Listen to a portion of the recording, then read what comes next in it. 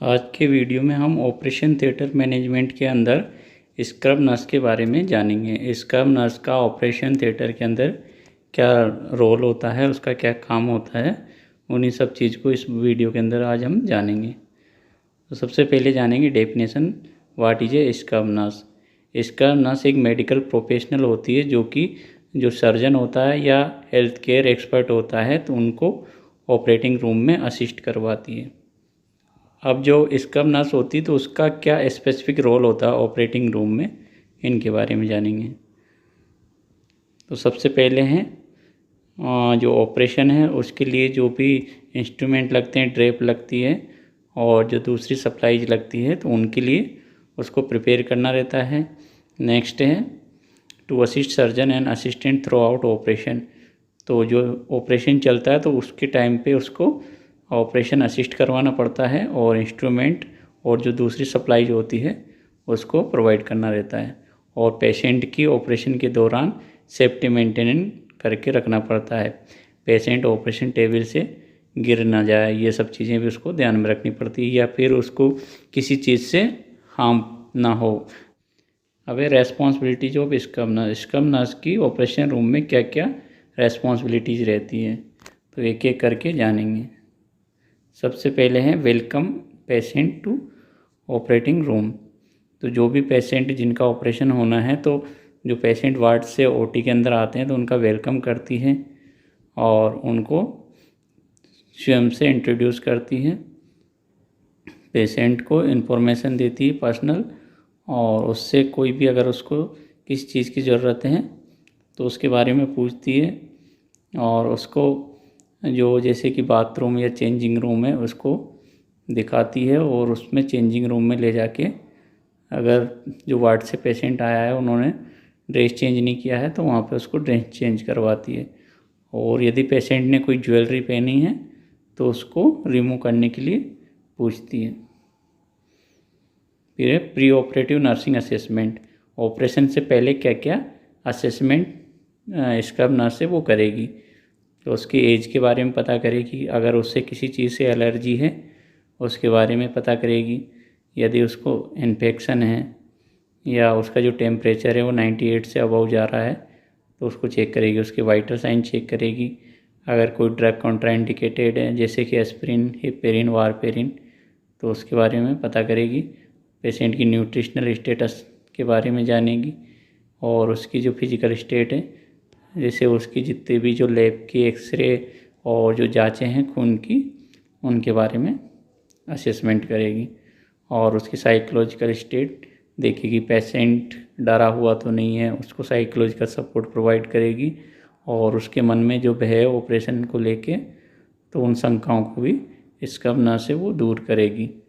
और उसको देखेगी कि जो एनेस्थीसिया के प्रति उसका जो टॉलरेंस है वो कितना है और उसने कोई स्मोकिंग की हिस्ट्री है या एल्कोहलिक की हिस्ट्री है तो उसको पेशेंट से पूछ के वो जानेगी। फिर है अब जब पेशेंट को ऑपरेशन के लिए लेते हैं तो पेशेंट के लिए जो ट्रॉली लगाएंगे तो उसमें क्या क्या इंस्ट्रूमेंट रखा है उसने तो उसका एक चेकलिस्ट बनाएगी स्क्रबिंग होने से पहले। तो उसमें check consent, confirm surgical procedure, check instrument, check supply.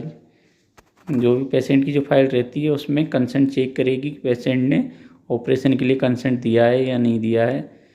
फिर नेक्स्ट है क्या प्रोसीजर होना है, क्या जैसे उसका ऑपरेशन किसका होना है तो उसको कंफर्म करेगी, हर्निया, अपेंडिक्स, लेप्रोटोमी जो भी प्रोसीजर होनी है और किस तरफ का होना है तो उसको कंफर्म करेगी।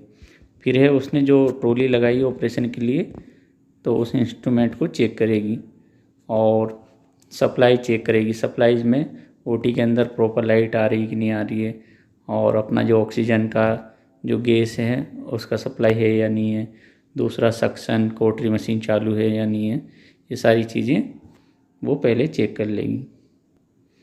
फिर रहेगा स्क्रबिंग इन। अब स्क्रब नर्स से वो ऑपरेशन के लिए स्क्रब होगी तो इसके लिए वो अपने हैंड वॉश करेगी और ग्लव्स और गाउन, कैप, मास्क ये लगा के वो ऑपरेशन के लिए तैयार होगी।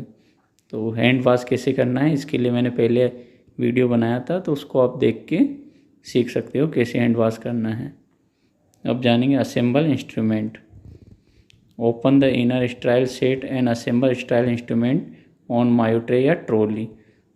तो जो भी ऑपरेशन जो होना है तो उसका एक सेट रहता है, तो उसको जो ऑपरेशन की ट्रॉली है उसमें ड्रेप डाल के और उनको असेंबल करेगी। जैसे कि बीपी हैंडल है तो उसमें ब्लेड लगा लेगी, बाकी और दूसरे भी जो भी इंस्ट्रूमेंट है तो उनको असेंबल कर लेगी। फिर है surgical count, perform surgical count. Means जितने भी इंस्ट्रूमेंट हैं उनको काउंट करेगी और उसने जैसे मॉप गोज पीस जो भी ली हैं उनको काउंट करेगी। फिर असेंबल सर्जिकल ब्लेड, जो बीपी हैंडल रहता है उसमें सर्जिकल ब्लेड असेंबल करेगी।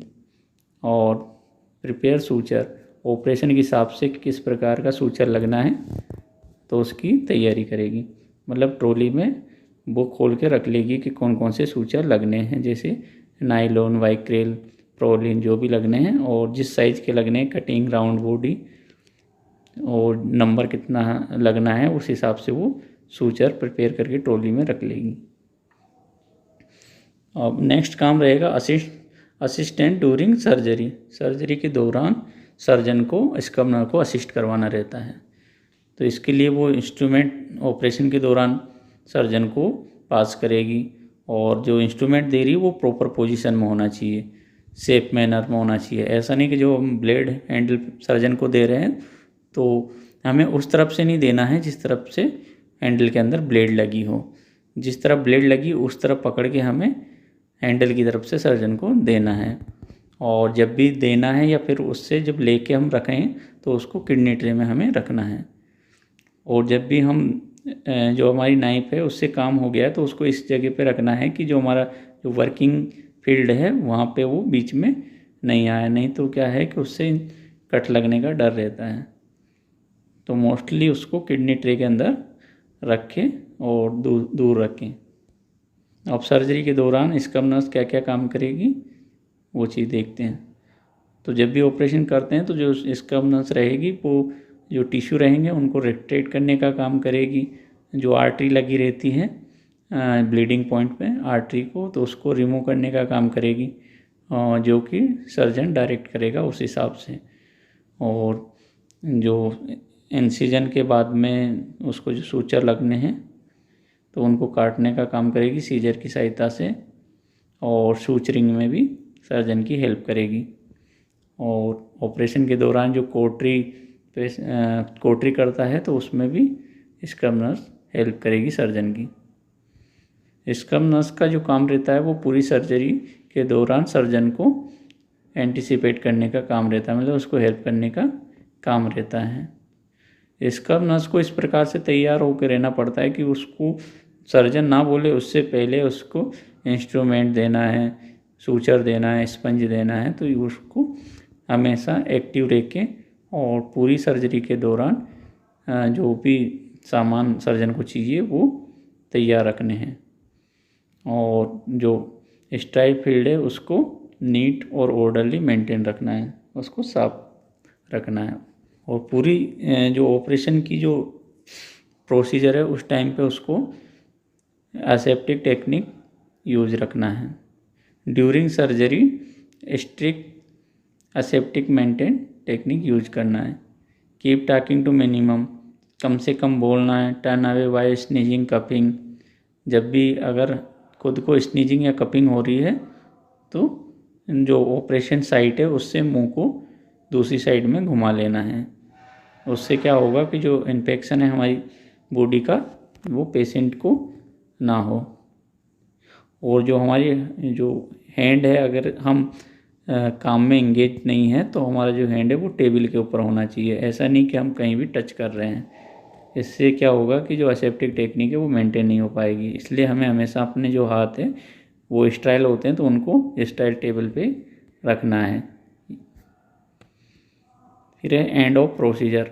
अब प्रोसीजर ख़त्म हो गया तो उसके बाद में स्क्रब नर्स का क्या काम रहेगा। तो perform second surgical count of sponge sharp instrument as a surgeon begin closing. जब हम ऑपरेशन होने के बाद में जो साइट को क्लोज कर रहे हैं तो उससे पहले उसको पूरे जो इंस्ट्रूमेंट है, स्पंज है, शार्प इंस्ट्रूमेंट है, उसको गिन के रखना है। नहीं तो क्या होता है कि कभी कभी पेशेंट के शरीर के अंदर ये इंस्ट्रूमेंट या स्पंज छूट जाता है, जो कि बहुत बड़ी गलती रहती है और पेशेंट की उसमें बाद में जान भी जा सकती है और हमें इसके लिए सज़ा भी हो सकती है। इसलिए हमेशा एक्टिव रह के, और हम जब शुरुआत में जितने भी इंस्ट्रूमेंट और जो अपने मॉप स्पंज रहते हैं तो जो काउंटिंग करके ले गए थे वो हमें दोबारा काउंट करके रखने हैं। ऑपरेशन होने के बाद में, इंसिजन लगने के बाद में ड्रेसिंग करने के लिए हेल्प करेगी। मतलब स्क्रब नर्स को जो इंसिजन साइट है उस पर ड्रेसिंग करना है और जो ड्रेप लगाए थे उनको हमें रिमूव करना है। अब एंड ऑफ प्रोसीजर पे नेक्स्ट रहेगा जो शार्प इंस्ट्रूमेंट है उनको डिस्पोज करना है अलग से, और जो सॉलिड इंस्ट्रूमेंट है उसको कवर करके उनको क्लीनिंग या ऑटोक्लेविंग के लिए भेजना है। और जो हमने गाउन पहना था, ग्लव्स पहना था, उनको रिमूव करना है और डॉक्यूमेंटेशन चेक करना है।